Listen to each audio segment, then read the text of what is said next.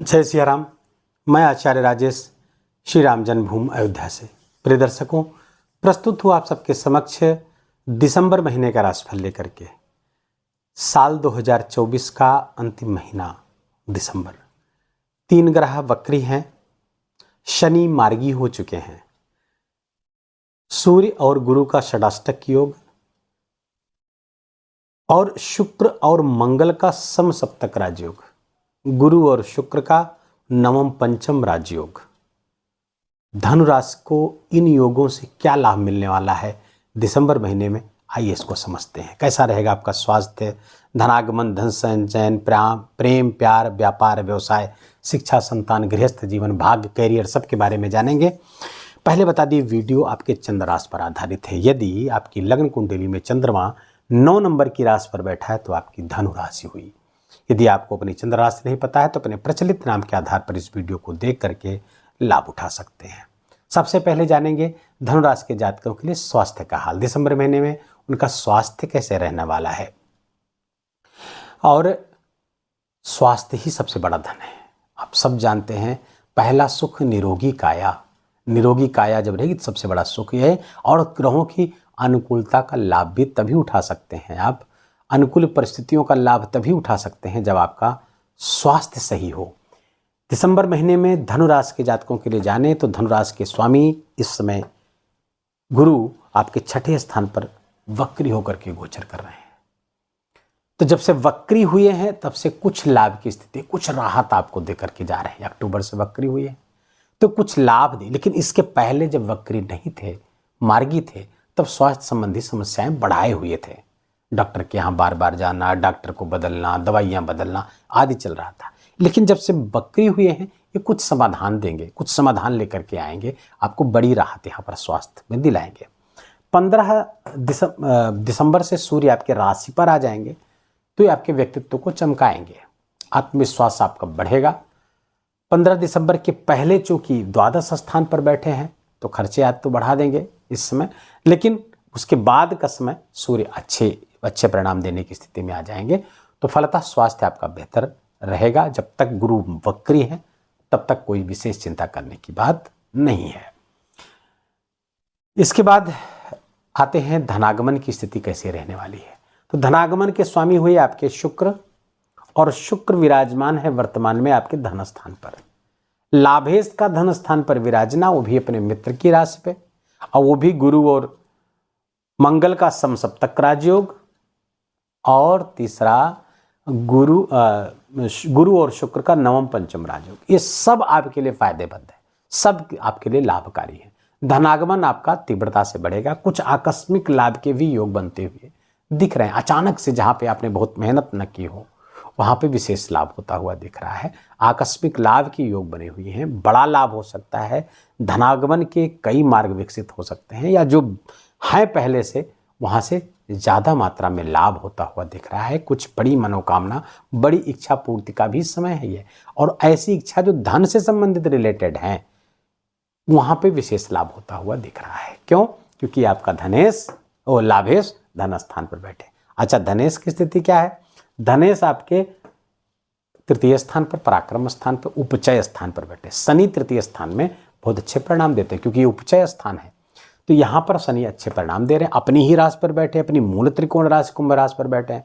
तो पराक्रम से, अपने पराक्रम से, अपने पुरुषार्थ से, अपनी नॉलेज से, अपनी स्किल से बड़े लाभ, बड़े धन में संचय कर रहे हैं आप। बैंक बैलेंस आपका बढ़ने वाला है, बढ़ रहा है और आगे भी बढ़े। अब चूंकि शनि इसके पहले वक्री हो गए थे तो वक्री होकर के धन स्थान का लाभ देने लगे थे, तो वो भी अनुकूल स्थिति ही थी। अब मार्गी हो गए तो भी स्थिति लगभग वही बनी रहेगी। अब अपने पराक्रम पुरुषार्थ से आप विशेष लाभ की स्थिति में बने हुए हैं और धन संचयन होता हुआ दिख रहा है। शुक्र और शनि का ये योग बड़ा जबरदस्त आपके लिए बना के बैठे हुए हैं, क्योंकि शुक्र से ठीक द्वितीय स्थान पर शुक्र से दूसरे शनि बैठे हुए हैं, और धन से भी दूसरे बैठे हुए हैं, अर्थात द्वितीय स्थान से दूसरे। तो ये कुल मिलाकर के आपके लिए, अब ये हो सकता है टर्मिनोलॉजी उतनी समझ में ना आए, जो ज्योतिष की ज्ञान रखते हैं वो समझ जाएंगे, लेकिन आप केवल इतना समझिए कि ये स्थिति आपके लिए धन कारक बनी हुई है। अब आते हैं सुख स्थिति।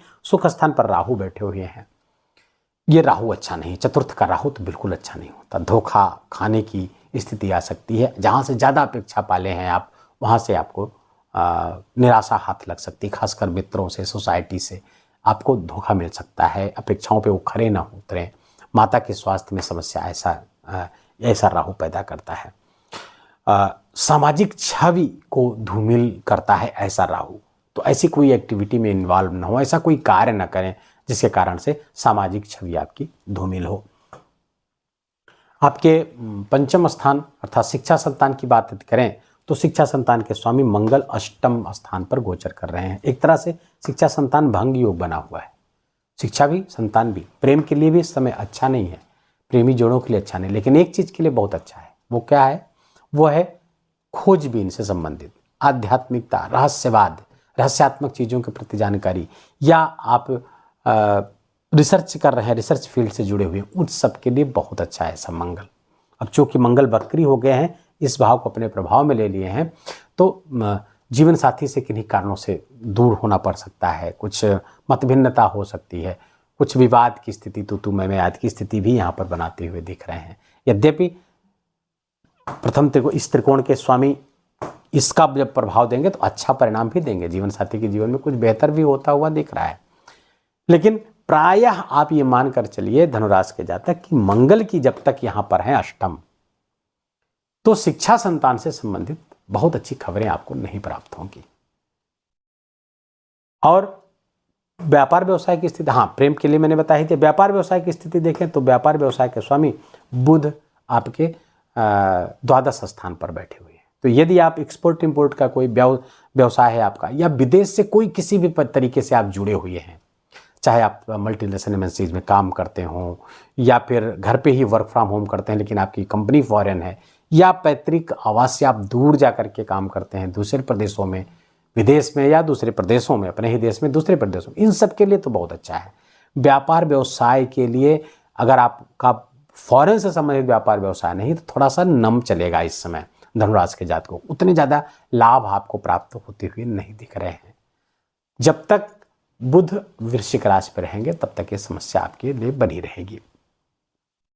सूर्य 15 दिसंबर के बाद आपके जीवन साथी के स्वास्थ्य में कुछ समस्याएं पैदा करेंगे। सप्तम चूंकि गृहस्थ जीवन भी पर देख लें तो 15 दिसंबर के बाद जीवन साथी के संबंध और स्वास्थ्य के प्रति आपको सचेत रहना होगा। साथ ही साथ यदि आपका व्यापार व्यवसाय पार्टनरशिप में है तो पार्टनर के साथ भी कुछ गलतफहमी हो सकती है, वहां पर सावधान रहें।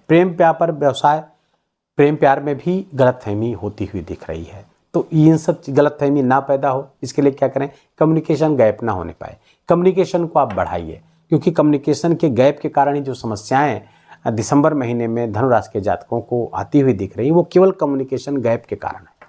तो कम्युनिकेशन का गैप ना होने पाए, एक दूसरे के विचारों को समझें, साझा करें, उनके भी विचारों को तरजीह दें, महत्व दें, तो बीच का रास्ता निकल आएगा, संबंध टूटने से, बिगड़ने से बच जाएंगे। अब आते भाग्य की स्थिति आपको देखें तो भाग्य की स्थिति, भाग्य से आपके हैं सूर्य 15 दिसंबर तक आपके द्वादश स्थान पर बैठे हुए हैं। तो एक दृष्टि से अच्छा है कि धार्मिक यात्राएं करा सकते हैं, यात्राएं बढ़ सकती हैं, जिसमें से धार्मिक यात्राएं ज़्यादा प्रथम रहेंगी, ज़्यादा प्राथमिक रहेंगे। दूसरी, जब विदेश से जुड़े हुए हैं तो ऐसी स्थिति में भी लाभ आपको करा देंगे, लेकिन इन दो चीज़ों के अलावा खर्चे आपके बढ़ जाएंगे, धर्म का व्यय बढ़ जाएगा, खर्चे आपके बढ़ा देंगे, व्यय आपका बढ़ जाएगा, डोनेशन आदि में आपको खर्चे ज़्यादा करने पड़ सकते हैं। ये सब स्थिति सूर्य के कारण, लेकिन ये 15 दिसंबर से इसमें ब्रेक लग जाएगा। 15 दिसंबर से सूर्य स्थान भाग्येश राशि स्थान पर एक राजयोग बना करके बैठ जाएंगे। भाग्येश का राशि पर बैठना, या अगर लग्न कुंडली है तो भाग्येश का लग्न पर बैठना, ये बहुत अच्छी, बहुत बड़े राजयोग के संकेत देता है। तो 15 दिसंबर के बाद में, अर्थात दिसंबर का आधे महीने के बाद का समय बहुत अच्छा है भाग्य की दृष्टि से। भाग्य से बड़े काम आपके बनते हुए दिख रहे हैं, भाग्य से, उच्च अधिकारियों से, पिता तुल्य लोगों से विशेष लाभ की स्थिति हुई दिख रही है। आपका व्यक्तित्व विकसित होगा, व्यक्तित्व में एक चमक आएगी, व्यक्तित्व का औरा बढ़ने वाला है, बहुत सारे लोग आपकी तरफ खींचने वाले हैं, नए मित्र पैदा होंगे, नए मित्र बनाएंगे, मित्रों की लिस्ट बढ़ने वाली है। कब? 15 दिसंबर के बाद में। तो ये हमने लगभग सारा आपको देख लिया, धनागमन, धन संचयन, सारी चीजें आपके देख ली हैं। सावधानी कहां बरतनी है? तो सावधानी अपने हेल्थ को लेकर के बरतनी है और अपने रिलेशनशिप को लेकर के सावधानी बरतनी है। बाकी ये समय बहुत अच्छा है, बहुत उन्नति कारक है। बड़ी सफलता की शुरुआत आपकी होने वाली है इसी महीने से। कुछ बड़े काम होने वाले हैं, कुछ बड़ी सफलता आपको प्राप्त होने वाली है। अब हम उन तिथियों के बारे में जानेंगे जो आपके लिए शुभ होंगी। उसमें कोई बड़ा काम कर सकते हैं, कोई बड़ा निर्णय ले सकते हैं, इंटरव्यू वगैरह देना है जो नौकरी की तलाश में, उन सब के लिए बहुत अच्छा है। तिथियां नोट कर लीजिए। तो वो है 3, 5, 7, 8 दिसंबर, 25, 26, 29 और 30 और 31 दिसंबर। 29 नहीं, 30 और 31 दिसंबर। अशुभ तिथियां कौन सी हैं? वो है 1, 10, 11, 17 दिसंबर, 18, 19 और 27 दिसंबर, 28 और 29 दिसंबर। ये अशुभ तिथियां, इसमें कोई भी महत्वपूर्ण कार्य करने से बचिएगा। उपाय क्या करें? देखिए, आपके अष्टम स्थान पर मंगल वक्री है, दुर्घटना के कारक हैं, दुर्घटना करा सकते हैं। इससे बचने के लिए क्या करें? अब दुर्घटना आपकी भी हो सकती है, आपके संतान की भी हो सकती है। तो इनसे बचने के लिए क्या करें? हनुमान जी की आराधना, हनुमान चालीसा का खूब पाठ, कम से कम 11 बार या 7 बार जरूर पाठ करिए। हनुमान जी के मंदिर जाइए, सुंदरकांड का पाठ कर सके तो उसको भी करिए, विशेष लाभ आपको होगा। और हनुमान जी को सिंदूर का चोला चढ़ाइएगा, सिंदूर, चमेली का तेल और यज्ञोपवीत अर्थात जनेऊ, इसको हनुमान जी को समर्पित करिएगा। मंगलवार, शनिवार दोनों में से किसी दिन या दोनों दिन, जब जितना कर सके आप करिएगा, तो ये बहुत अच्छा होगा। शनिवार को अगर चढ़ा रहे हो तो नारियल भी, एक पानी वाला नारियल भी समर्पित करिएगा, तो ये भी आपके लिए बहुत शुभ परिणाम लाएगा। दूसरा, सूर्य भगवान आपके भाग्येश हैं, अभी द्वादश स्थान पर चल रहे हैं, अच्छे नहीं हैं। आगे आ जाएंगे और अच्छे परिणाम। तो इनकी अनुकूलता और प्राप्त करने के लिए, और जो 15 दिसंबर तक प्रतिकूल हैं उनको अनुकूल बनाने के लिए सूर्य भगवान की आराधना, सूर्य भगवान को अर्घ देना, गायत्री मंत्र का जप करना, सूर्य गायत्री मंत्र का जप करना, सूर्योदय के पहले उठना, बिस्तर छोड़ देना, कुछ वॉक करना, फिजिकल एक्टिविटी, ये सब करेंगे, आपका सूर्य हमेशा अच्छा रहेगा। व्यवस्थित जीवन जिए। अपने क्रियाकलाप को एकदम टाइमली अगर आप करते हैं तो सूर्य ऐसे भी सही हो जाते हैं। केवल व्यवस्थित जीवन शैली से ही सूर्य बहुत प्रसन्न होते चले जाते हैं, जीवन में बहुत सारी सफलता देते हैं। अव्यवस्थित जीवन शैली में सूर्य कुपित होते हैं, नाराज होते हैं, रोग भी देते हैं, ऋण भी देते हैं और असफलता भी देते हैं। तो जीवन को अगर आप केवल व्यवस्थित भर कर लीजिए, इसी से बहुत सारे काम आपके होते चले जाएंगे। व्यवस्थित कर लेने का अर्थ है कि कब समय से सोना, जब सोना चाहिए तब सोना, जब जगना चाहिए तब जगना, जब भोजन करना है तब भोजन, आदि आदि सब चीज व्यवस्थित कर लीजिए, सूर्य अपने आप अच्छा परिणाम देने लगता है।